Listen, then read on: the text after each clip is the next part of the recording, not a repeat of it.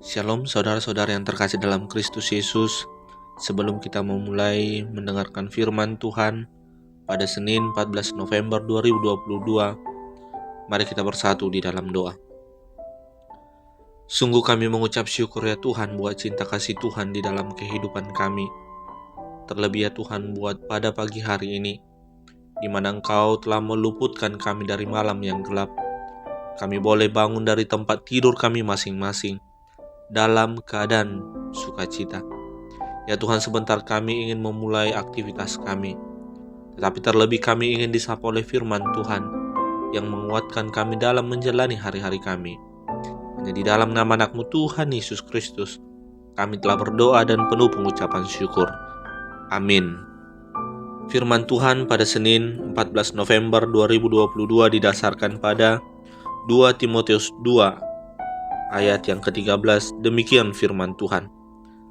Jika kita tidak setia, Dia tetap setia, karena Dia tidak dapat menyangkal dirinya.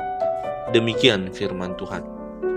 Bapak, Ibu, saudara-saudara yang terkasih dalam Kristus Yesus, jika kita mendengar kata setia atau bahkan kesetiaan, selalu dihubungkan dengan sebuah hubungan seseorang, hubungan yang dekat. Mungkin itu hubungan pertemanan, persahabatan, hubungan di dalam pasangan, hubungan loyalitas terhadap pekerjaan, dan lain sebagainya. Dan tidak mungkin seseorang dikatakan setia jika dia tidak memiliki hubungan apa-apa atau biasa-biasa saja. Bapak, Ibu, saudara-saudara yang terkasih dalam Kristus Yesus, sebuah cerita demikian. Seorang Cornelius Prinsen adalah seorang tentara Belanda. Dia membelot dari pasukannya. Prinsen tidak setuju dengan agresi militer yang dilakukan oleh bangsanya pada saat itu. Kemudian ia bergabung dengan tentara Indonesia bergerilya untuk memerangi bangsanya sendiri. Tindakannya itu membuat Belanda menawarkan hadiah bagi siapapun yang memberikan informasi atau dapat membunuh Prinsen karena sudah tidak setia sebagai prajurit yang ditugaskan, dan justru dia merugikan bangsanya sendiri. Kita pun mungkin akan bersikap demikian ketika ada orang yang tidak setia karena tidak ada untungnya. Malah ketika kita berteman dengan orang yang tidak setia, maka kita akan rugi. Bapak, Ibu, saudara-saudara yang terkasih dalam Kristus Yesus, dari surat 2 Timotius pasal yang kedua ayat yang ke-13, justru kita menemukan bagaimana sikap Tuhan yang sebaliknya mampu bersikap setia kepada orang yang tidak setia. Apa maksudnya? Berbicara kesetiaan, biasanya manusia sangat rentan dengan kesetiaannya. Manusia begitu mudah terpengaruh, bahkan terguncang oleh situasi atau keadaan. Mungkin karena kekecewaan, atau mungkin karena kesedihan, atau ada hal-hal yang mungkin membuat dia rugi, sehingga dia tidak dapat setia. Inilah yang harus kita mengerti, kesediaan Tuhan, bagaimana Ia tetap setia terhadap kita. Kalau aku berbuat salah, Yesus setia menerimaku.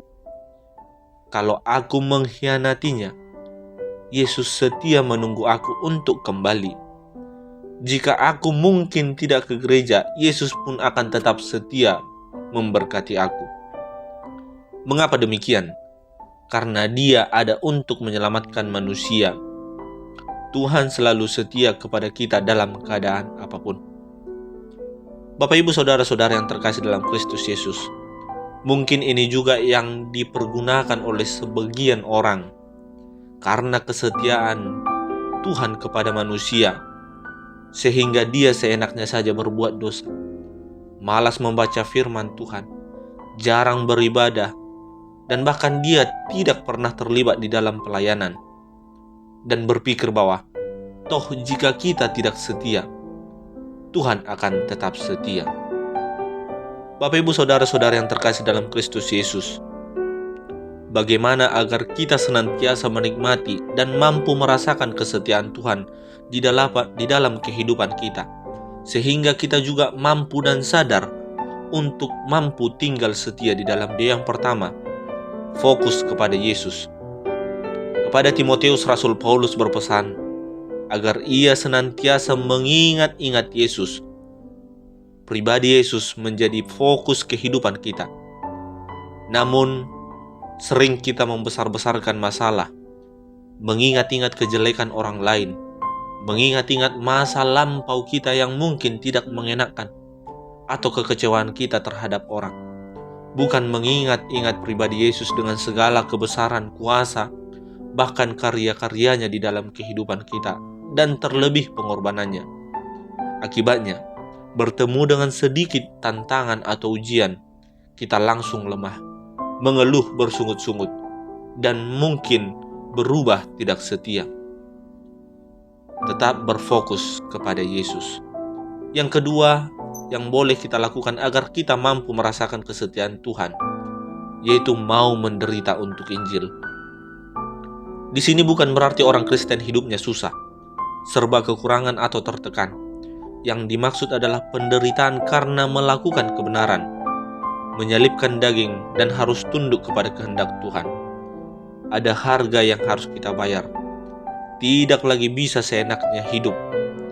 Ini juga yang dikatakan oleh Martin Luther di dalam bukunya The Freedom of Christianity, kebebasan orang Kristen.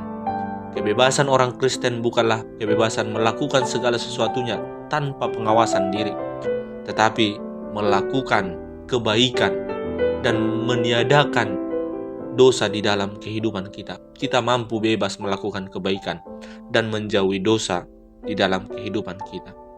Bapak Ibu Saudara-saudara yang terkasih dalam Kristus Yesus, selama pandemi COVID membuat hidup kita semakin tidak menentu.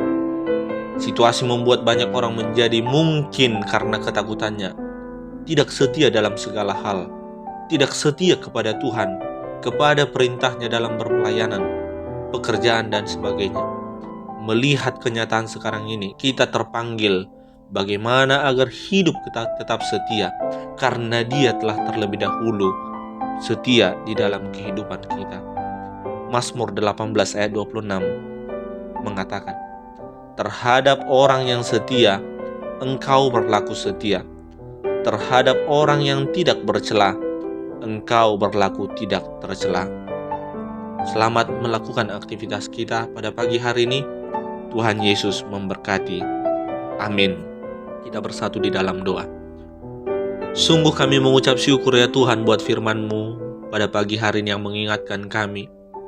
Ternyata Engkau tetap setia di dalam kehidupan kami.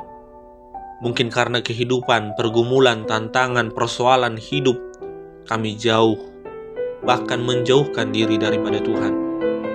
Tetapi firman-Mu pada hari ini mengingatkan kami bahwa Engkau akan tetap setia walaupun kami tidak setia, dan Engkau tidak akan pernah menyangkal kami di hadapan Bapa.